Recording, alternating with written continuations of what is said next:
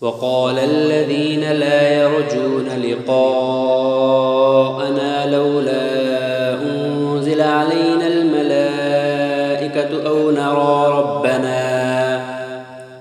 لقد استكبروا في أنفسهم وعتوا عتوا كبيرا يوم يرون الملائكة لا بشرى يومئذ للمجرمين ويقولون حجرا محجورا وقدمنا إلى ما عملوا من عمل فجعلناه هباء منثورا أصحاب الجنة يومئذ خير مستقرا وأحسن مقيلا ويوم تشقق السماء بالغمام ونزل الملائكة تنزيلا الملك يومئذ الحق للرحمن وكان يوما على الكافرين عسيرا ويوم يعض الظالم على يديه يقول يا ليتني اتخذت مع الرسول سبيلا يا ويلتى ليتني لم أتخذ فلانا خليلا لقد أضلني عن الذكر بعد إذ جاءني وكان الشيطان للإنسان خذولا وقال الرسول يا رب إن قوم اتخذوا هذا القرآن مهجورا وكذلك جعلنا لكل نبي عدوا من المجرمين وكفى بربك هاديا ونصيرا وقال الذين كفروا لولا نزل عليه القرآن جملة واحدة كذلك لنثبت به فؤادك ورتلناه ترتيلا ولا يأتونك بمثل إلا جئناك بالحق وأحسن تفسيرا الذين يحشرون على وجوههم إلى جهنم أولئك شر مكانا وأضل سبيلا ولقد آتينا موسى الكتاب وجعلنا معه أخاه هارون وزيرا فقلنا اذهبا إلى القوم الذين كذبوا بآياتنا فدمرناهم تدميرا وقوم نوح لما كذبوا الرسل أغرقناهم وجعلناهم للناس آية وأعتدنا للظالمين عذابا أليما وعادا وثمود وأصحاب الرس وقرونا بين ذلك كثيرا وكلا ضربنا له الأمثال وكلا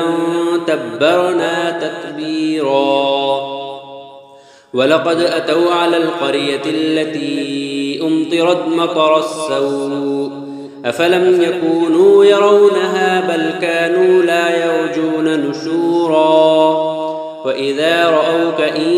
يتخذونك إلا هزوا أهذا الذي بعث الله رسولا إن كاد ليضلنا عن آلهتنا لولا أن صبرنا عليها وسوف يعلمون حين يرون العذاب من أضل سبيلا أرأيت من اتخذ إلهه هواه أفأنت تكون عليه وكيلا أم تحسب أن أكثرهم يسمعون أو يعقلون إن هم إلا كالأنعام بل هم أضل سبيلا ألم تر إلى ربك كيف مد الظل ولو شاء لجعله ساكنا ثم جعلنا الشمس عليه دليلا ثم قبضناه إلينا قبضا يسيرا وهو الذي جعل لكم الليل لباسا والنوم سباتا وجعل النهار نشورا وهو الذي أرسل الرياح بشرا بين يدي رحمته وأنزلنا من السماء ماء طهورا لنحيي به بلدة ميتا ونسقيه مما خلقنا أنعاما وأناسيا كثيرا ولقد صرفناه بينهم ليذكروا فأبى أكثر الناس إلا كفورا ولو شئنا لبعثنا في كل قرية نذيرا فلا تطع الكافرين وجاهدهم به جهادا كبيرا وهو الذي مرج البحرين هذا عذب فرات وهذا ملح أجاج وجعل بينهما برزخا وحجرا محجورا وهو الذي خلق من الماء بشرا فجعله نسبا وصهرا وكان ربك قديرا ويعبدون من دون الله ما لا ينفعهم ولا يضرهم وكان الكافر على ربه ظهيرا وما أرسلناك إلا مبشرا ونذيرا قل ما أسألكم عليه من أجر إلا من شاء أن يتخذ إلى ربه سبيلا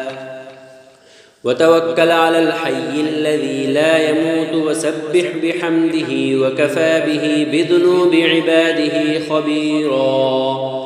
الذي خلق السماوات والأرض وما بينهما في 6 أيام ثم استوى على العرش الرحمن فاسأل به خبيرا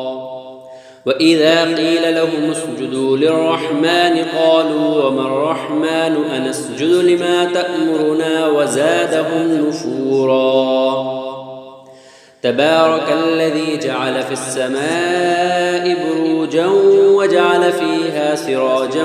وقمرا منيرا وهو الذي جعل الليل والنهار خلفة لمن أراد أن يذكر أو أراد شكورا وعباد الرحمن الذين يمشون على الأرض هونا وإذا خاطبهم الجاهلون قالوا سلاما والذين يبيتون لربهم سجدا وقياما والذين يقولون ربنا اصرف عنا عذاب جهنم إن عذابها كان غراما إنها ساءت مستقرا ومقاما والذين إذا أنفقوا لم يسرفوا ولم يقتروا وكان بين ذلك قواما والذين لا يدعون مع الله إلها آخر ولا يقتلون النفس التي حرم الله إلا بالحق ولا يزنون ومن يفعل ذلك يلقى أثاما يضاعف له العذاب يوم القيامة ويخلد فيه مهانا إلا من تاب وآمن وعمل عملا صالحا فأولئك يبدل الله سيئاتهم حسنات وكان الله غفورا رحيما ومن تاب وعمل صالحا فإنه يتوب إلى الله متابا والذين لا يشهدون الزور وإذا مروا باللغو مروا كراما والذين إذا ذكروا بآيات ربهم لم يخروا عليها صما وعميانا والذين يقولون ربنا هب لنا من أزواجنا وذرياتنا قرة أعين واجعلنا للمتقين إماما أولئك يجزون الغرفة بما صبروا ويلقون فيها تحية وسلاما خالدين فيها حسنت مستقرا ومقاما قل ما يعبأ بكم ربي لولا دعاؤكم فقد كذبتم فسوف يكون لزاما. بسم الله الرحمن الرحيم. طاسيم.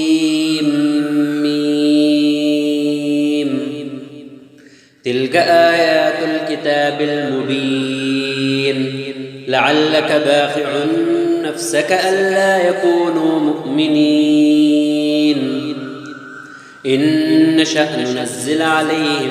من السماء آية فظلت أعناقهم لها خاضعين وما يأتيهم من ذكر من الرحمن محدث إلا كانوا عنه معرضين فقد كذبوا فسيأتيهم أنباء ما كانوا به يستهزئون أولم يروا إلى الأرض كم أنبتنا فيها من كل زوج كريم إن في ذلك لآية وما كان أكثرهم مؤمنين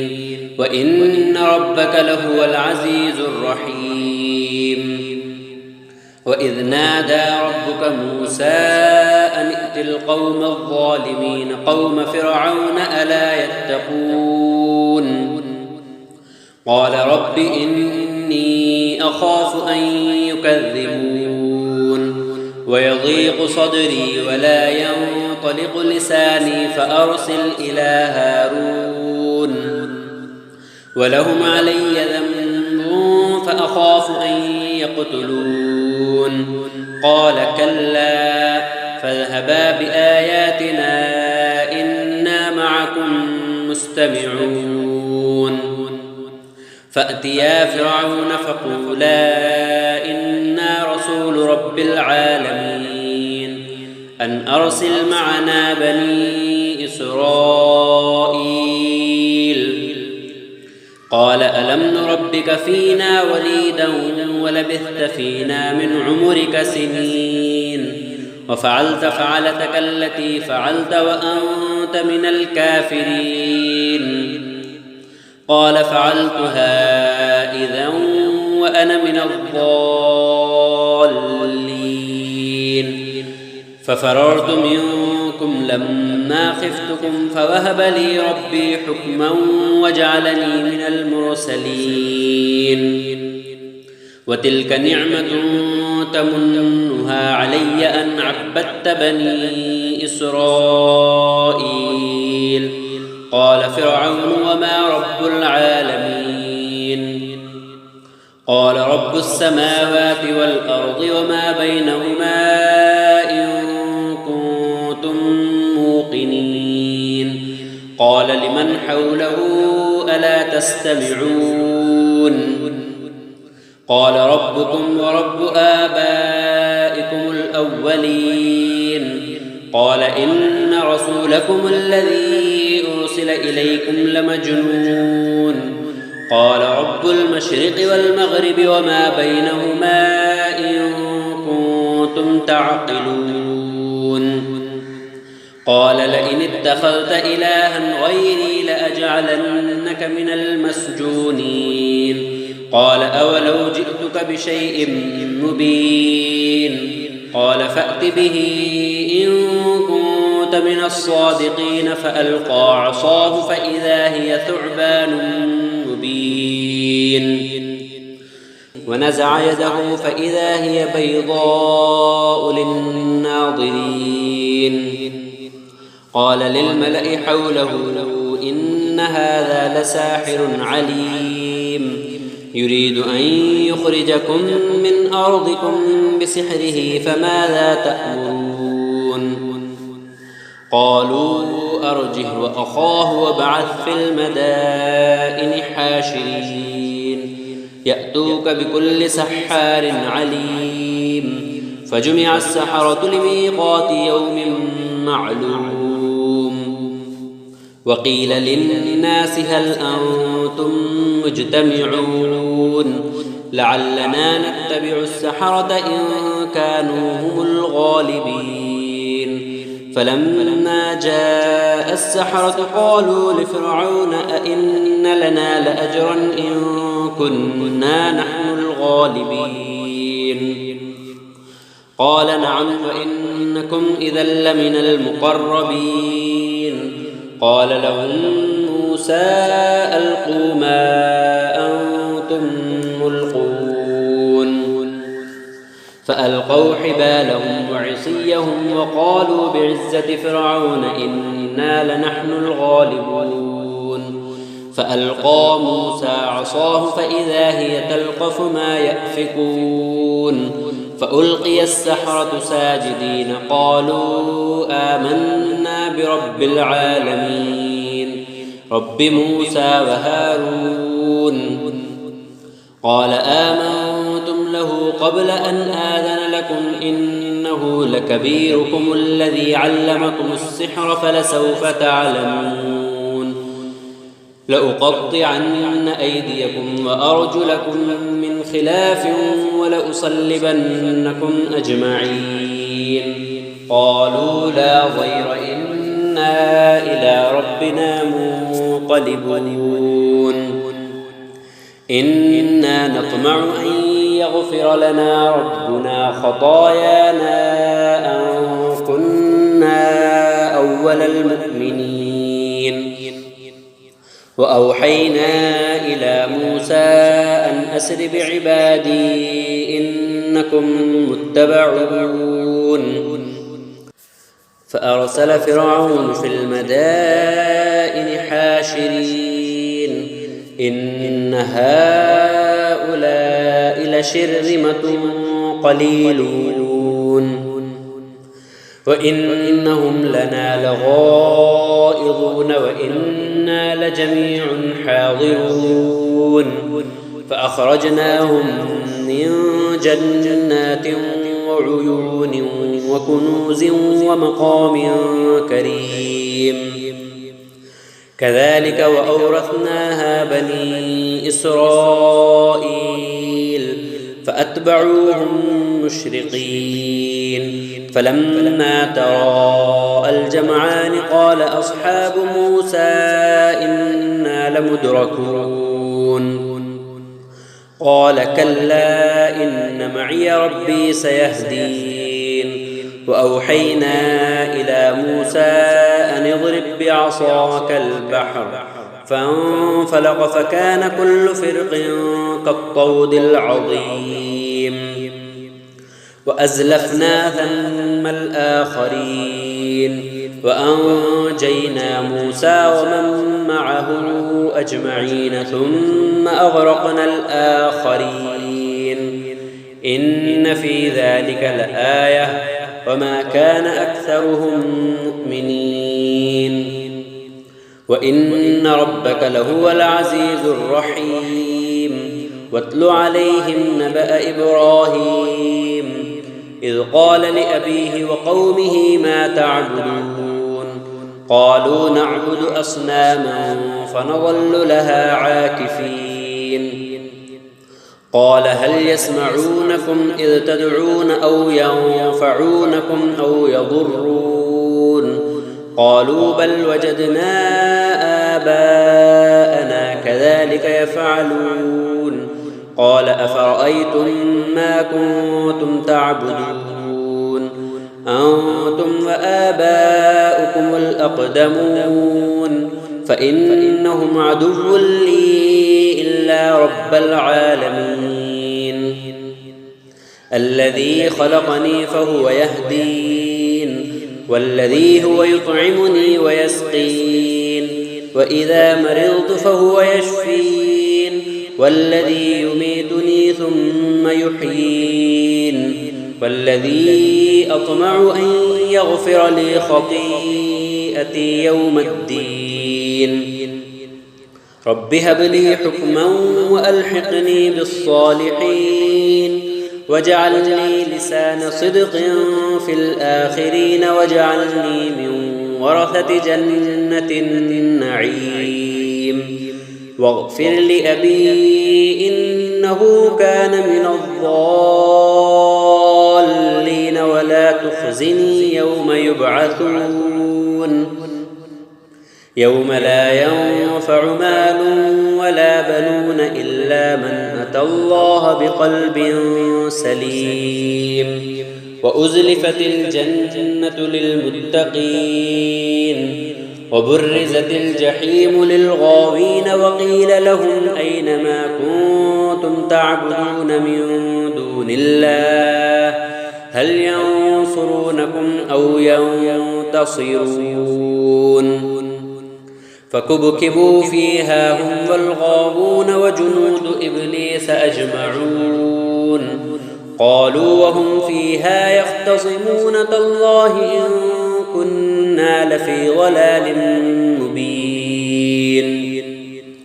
إذ نسويكم برب العالمين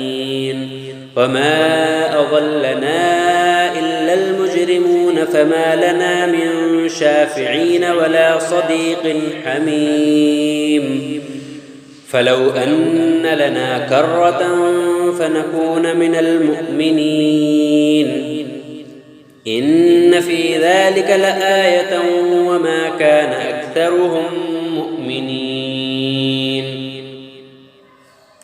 وإن ربك لهو العزيز الرحيم كذبت قوم نوح المرسلين إذ قال لهم أخوهم نوح ألا تتقون إني لكم رسول أمين فاتقوا الله وأطيعون وما أسألكم عليه من أجر إن أجري إلا على رب العالمين فاتقوا الله وأطيعون قالوا أنؤمن لك واتبعك الأرذلون قال وما علمي بما كانوا يعملون إن حسابهم إلا على ربي لو تشعرون وما أنا بطارد المؤمنين إن أنا إلا نذير مبين قالوا لئن لم تنته يا نوح لتكونن من المرجومين قال رب إن قومي كذبون فافتح بيني وبينهم فتحا ونجني ومن معي من المؤمنين فأنجيناه ومن معه في الفلك المشحون ثم أغرقنا بعد الباقين إن في ذلك لآية وما كان أكثرهم مؤمنين وإن ربك لهو العزيز الرحيم كذبت عاد المرسلين إذ قال لهم أخوهم هود ألا تتقون إني لكم رسول أمين فاتقوا الله وأطيعون وما أسألكم عليه من أجر إن أجري إلا على رب العالمين أتبنون بكل ريع آية تعبثون وتتخذون مصانع لعلكم تخلدون وإذا بطشتم جبارين فاتقوا الله وأطيعون واتقوا الذي أمدكم بما تعلمون أمدكم بأنعام وبنين وجنات وعيون إني أخاف عليكم عذاب يوم عظيم قالوا سواء علينا أوعظت أم لم تكن من الواعظين إن هذا إلا خلق الأولين وما نحن بمعذبين فكذبوه فأهلكناهم إن في ذلك لآية وما كان أكثرهم مؤمنين وإن ربك لهو العزيز الرحيم كذبت ثمود المرسلين إذ قال لهم أخوهم صالح ألا تتقون إني لكم رسول أمين فاتقوا الله وأطيعون وما أسألكم عليه من أجر إن أجري إلا على رب العالمين أتتركون فيما هاهنا آمنين في جنات وعيون وزروع ونخل طلعها هضيم وتنحتون من الجبال بيوتا فارهين فاتقوا الله وأطيعون ولا تطيعوا أمر المسرفين الذين يفسدون في الأرض ولا يصلحون قالوا إنما أنت من المسحرين ما أنت إلا بشر مثلنا فأت بآية إن كنت من الصادقين قال هذه ناقة لها شرب ولكم شرب يوم معلوم ولا تمسوها بسوء فيأخذكم عذاب يوم عظيم فعقروها فأصبحوا نادمين فأخذهم العذاب إن في ذلك لآية وما كان أكثرهم مؤمنين وإن ربك لهو العزيز الرحيم كذبت قوم لوط المرسلين إذ قال لهم أخوهم لوط ألا تتقون إني لكم رسول أمين فاتقوا الله وأطيعون وما أسألكم عليه من أجر إن أجري إلا على رب العالمين أتأتون الذكران من العالمين وتذرون ما خلق لكم ربكم من أزواجكم بل أنتم قوم عادون قالوا لئن لم تنته يا لوط لتكونن من المخرجين قال إني لعملكم من القالين رب نجني وأهلي مما يعملون فنجيناه وأهله أجمعين إلا عجوزا في الغابرين ثم دمرنا الآخرين وأمطرنا عليهم مطرا فساء مطر المنذرين إن في ذلك لآية وما كان أكثرهم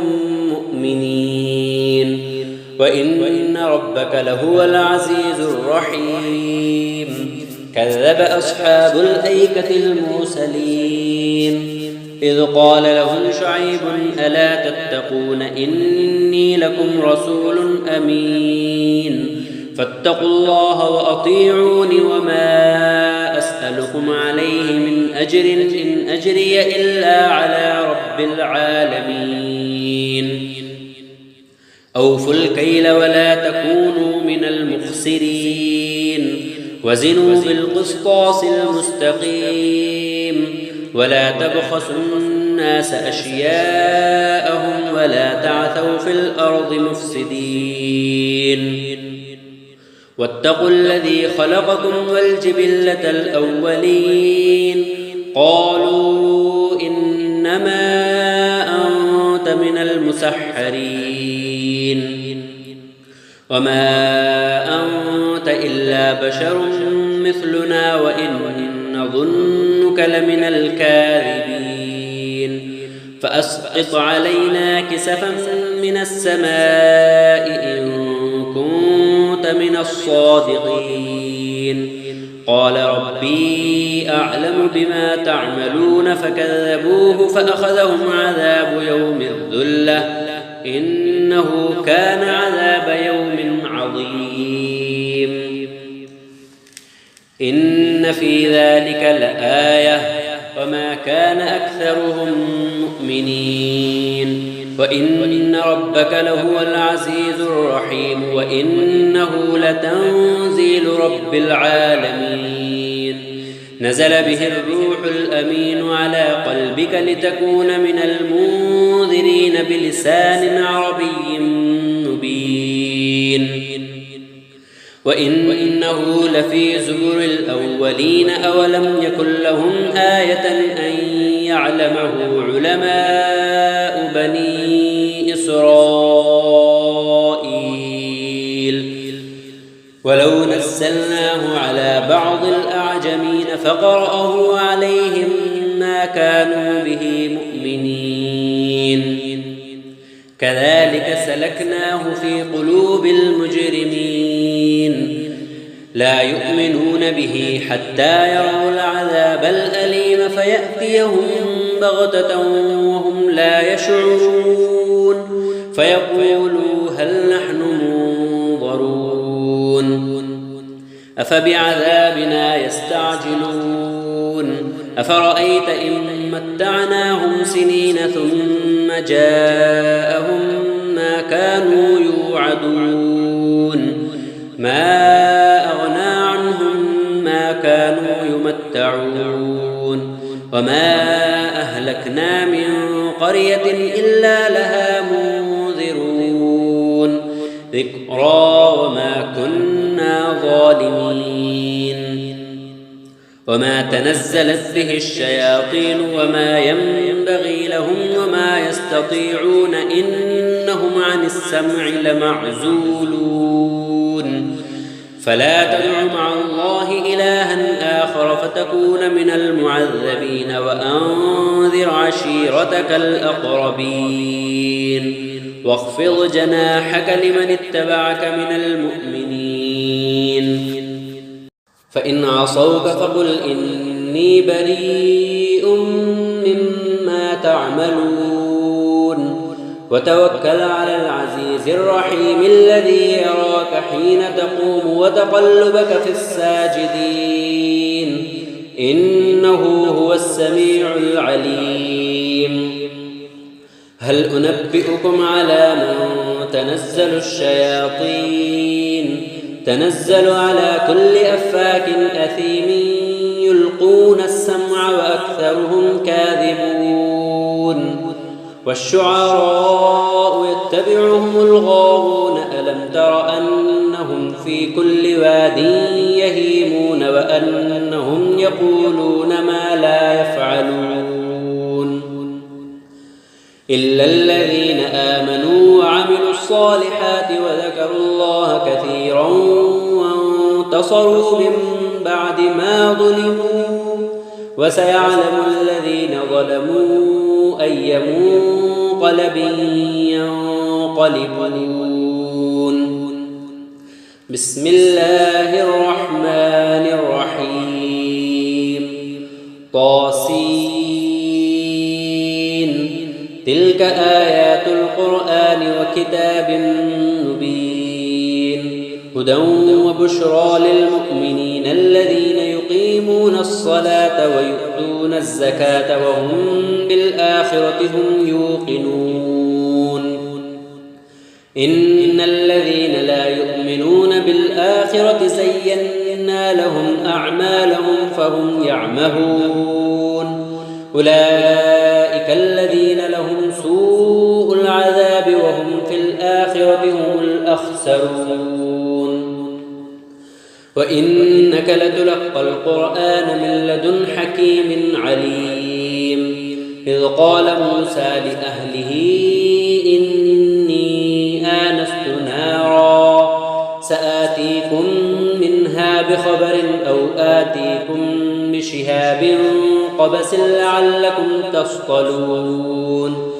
فلما جاءها نودي أن بورك من في النار ومن حولها وسبحان الله رب العالمين يا موسى إنه أنا الله العزيز الحكيم وألق عصاك فلما رآها تهتز كأنها جان وَلَّى مُدْبِرًا وَلَمْ يُعَقِّبْ يَا مُوسَى لَا تَخَفْ إِنِّي لَا يَخَافُ لَدَيَّ الْمُرْسَلُونَ إِلَّا مَنْ ظَلَمَ ثُمَّ بَدَّلَ حُسْنًا بَعْدَ سُوءٍ فَإِنِّي غَفُورٌ رَحِيمٌ وَأَدْخِلْ يَدَكَ في جيبك تخرج بيضاء من غير سوء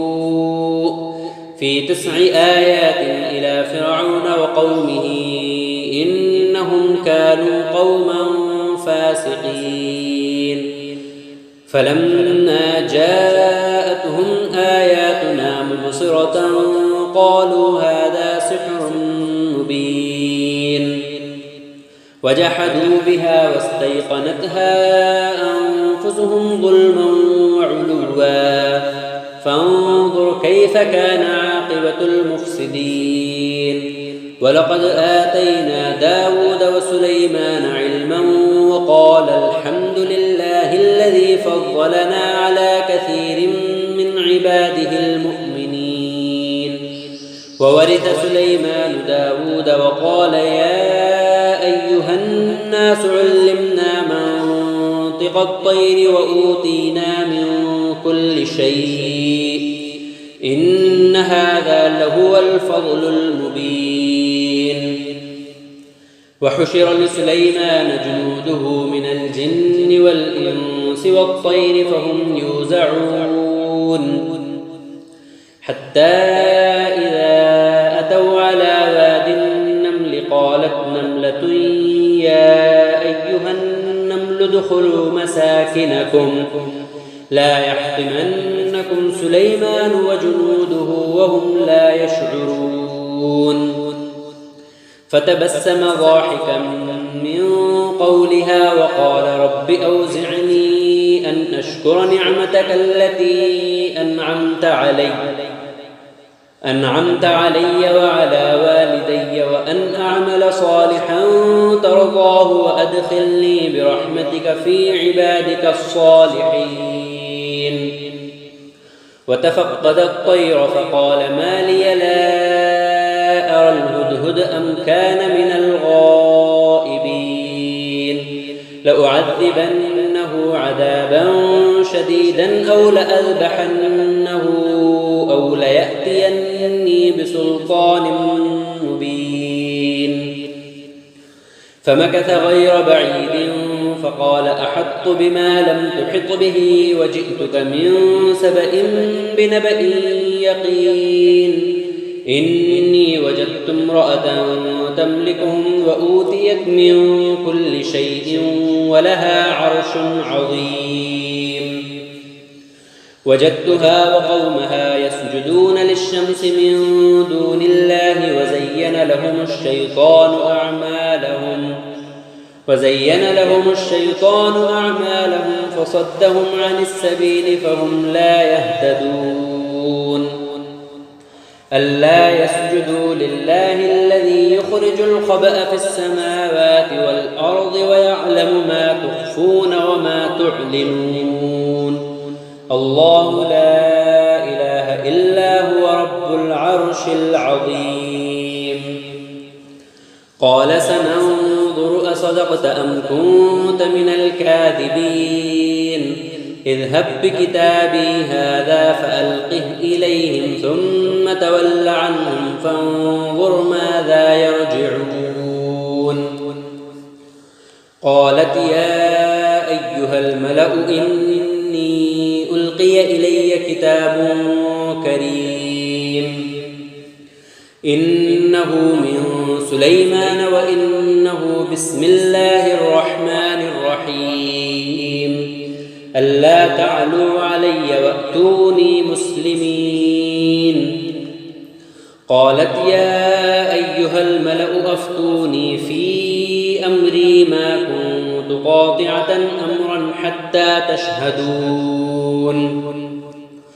قالوا نحن أولو قوة وأولو بأس شديد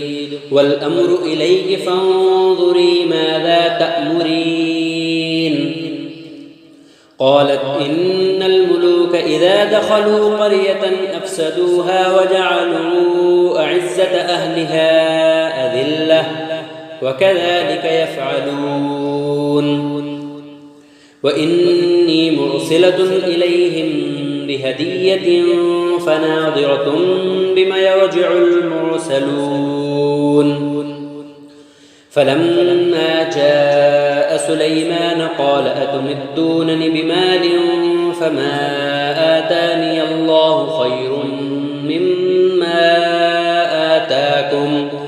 بل أنتم بهديتكم تفرحون ارجع إليهم فلنأتينهم بجنود لا قبل لهم بها ولنخرجنهم منها أذلة وهم صاغرون قال يا أيها الملأ أيكم يأتيني بعرشها قبل أن يأتوني مسلمين